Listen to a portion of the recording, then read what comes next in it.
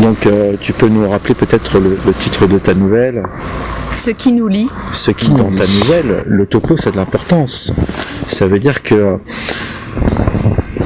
tu nous décris un cheminement, un chemin, je veux dire, entre deux individus qui vont se rapprocher, deux individus qui font partie de la même caste.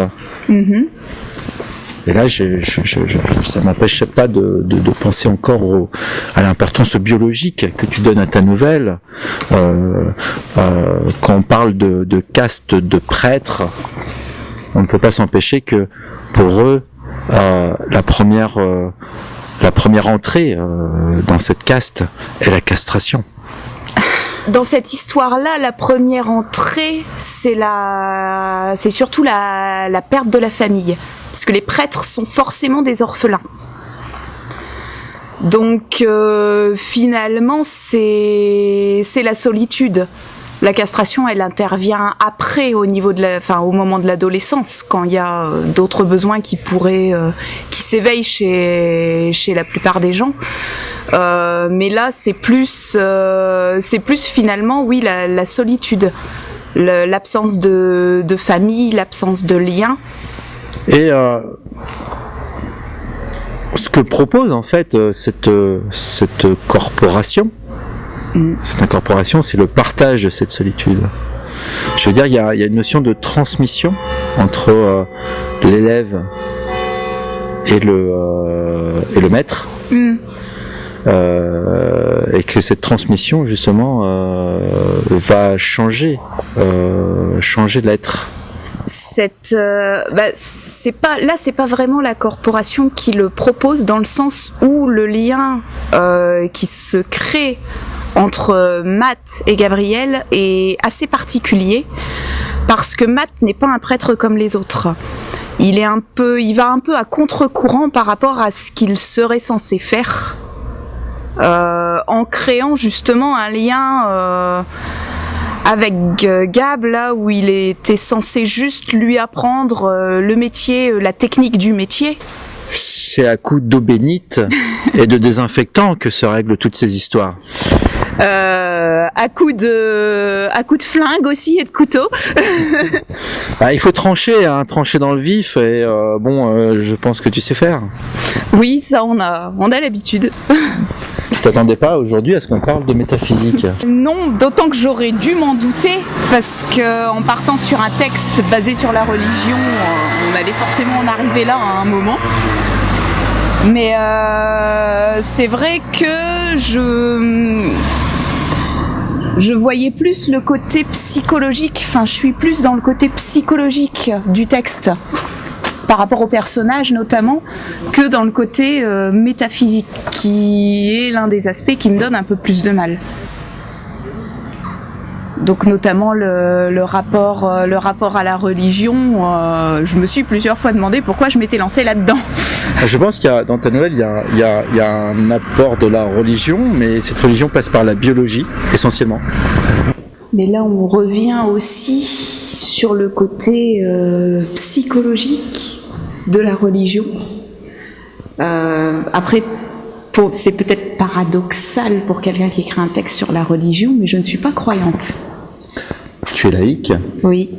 Mais très bien, bienvenue au club.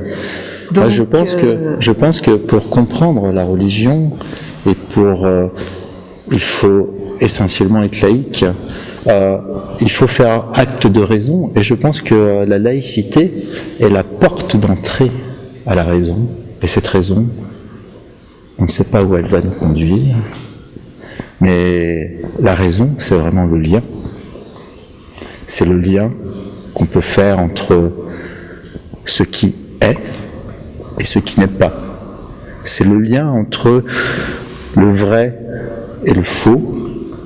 C'est le lien entre l'imaginaire, le symbole et le réel. Et aujourd'hui, je pense que ce que je voulais faire et ce que je veux faire avec toi, c'est de créer ce lien entre le réel, parce que Nous avons besoin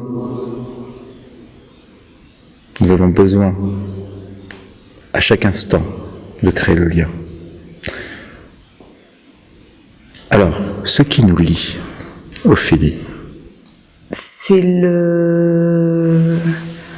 la manière dont un homme peut apporter à un jeune garçon qui n'a toujours connu que la solitude cette tendresse et du coup d'une certaine façon un lien à l'autre en fait. Gabriel a jamais connu de lien à l'autre à part les liens de hiérarchie, les liens de compétition. Et Matt lui apprend que l'autre peut aussi apporter, c'est aussi quelqu'un à qui on peut avoir confiance, à qui on peut demander de l'aide. Et quelque part il le sauve parce que Gab a 16 ans, c'est un enfant perdu. Donc Matt lui apporte le lien aux autres qui permet de le sortir de sa solitude qui aurait fini par le détruire. Il la partage. Et c'est ce qui fait que finalement ils font partie de cette caste. La solitude est le signe du prêtre dans cette histoire. À un moment, je crois pas que c'est dans la nouvelle, c'est peut-être dans le roman où Gab dit les prêtres finissent tous comme ça, seuls au fond d'une galerie. Le prêtre meurt tout seul au fond d'une galerie parce que ce sont des chasseurs solitaires et que leur caste les isole complètement des autres parce que l'Église a infusé dans la population le respect mais surtout la crainte du prêtre. Donc à forcer les prêtres à être des chasseurs solitaires. C'est lui le prédateur. C'est pas les démons qui vont aux prêtres, c'est les prêtres qui vont aux démons. Il y a une histoire. Les démons ont pratiquement détruit l'humanité quand ils sont arrivés. Donc l'Église a pris les choses en main pour protéger ce qu'il restait des hommes. Après, aujourd'hui, oui, le prêtre est devenu le chasseur. Parce que c'est une façon pour l'Église de montrer au peuple qu'elle a le contrôle de la situation et de conserver son pouvoir en quelque sorte. Parce que nous vous protégeons des démons, il est normal que nous commandions au monde. Là, je pars sur une religion fanatique, pas sur une religion saine, on va dire, parce qu'il y a les deux versants.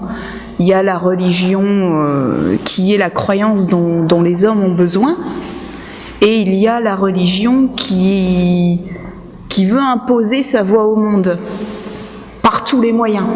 Et là, je pars sur la forme fanatique de la religion, pas sur sa forme... Ah. Oui, bien sûr, le monde est fait d'échanges.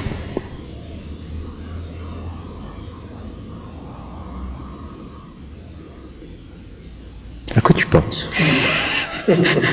À rien. C'est terrible de ne penser à rien.